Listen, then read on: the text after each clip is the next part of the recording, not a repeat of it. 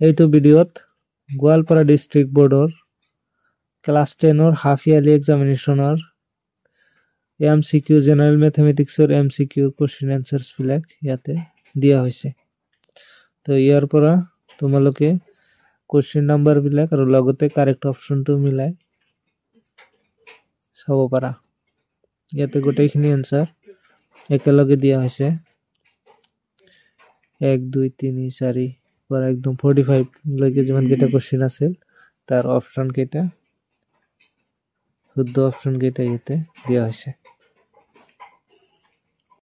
যেনেকুৱা 1 নম্বৰৰ correct option A, 2 নম্বৰৰ কাৰেক্ট অপশন C, 3 নম্বৰৰ কাৰেক্ট অপশন C, 4 নম্বৰৰ কাৰেক্ট অপশন D, 5 নম্বৰৰ কাৰেক্ট অপশন B, একেদৰে বাকি বিলাকৰ আনসাৰ দিয়া হৈছে।